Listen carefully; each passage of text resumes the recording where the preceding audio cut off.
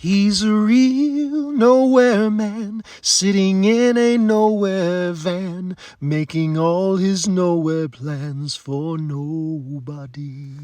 The Beatles, Rubber Soul album, 1965. Ringo, I apologize. I underestimated you somehow. You were the last Beatle that I fell in love with. Your friend, Travelin' Trav. What goes on in your heart? What goes on in your mind? It's been a long time, now I'm coming back home.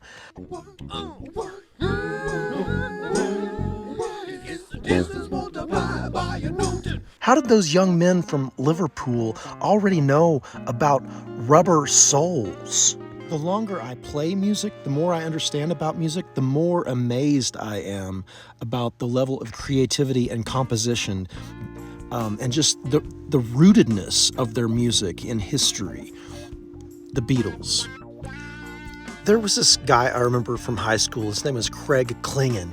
Maybe you have a Craig Klingon in your high school or in your life, but to me, he was my John Lennon archetype. Craig was the embodiment of the wisdom that I encountered in the Beatles, and then also he became a Deadhead. It's cool to grow up around a guy like that who understood early in life that the Deadheads had something going on, traveling in musical bands of creators, people who are selling their wares, moving together, kind of nomads, hunter-gatherers in the world. 50 years.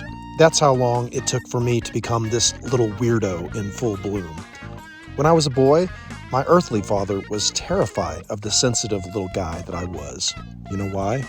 Because he could only see himself in me, and he was not quite prepared for that painful insight. "Yikes, is that me?" said he. This is Travis. Stingy up to for Travis. God bless my daddy's fearful little heart, right? I love him, and I pray for him. I believe that my dad did the best he could, just as I gave my ridiculous best for my children, who also deserved so much more. Yes, I fell way short, yo. Jesse Pinkman, yo. Oops, I broke bad. Our Heavenly Father has a plan for those of us who were born into fear-based shame systems, born into sin. God will father those of deficient and questionable character like myself. It may take a lifetime, and that is okay. He guides us as we surrender to His loving kindness. God tells me that this is the business between myself and Him, authority arising from within. And this was the message I first received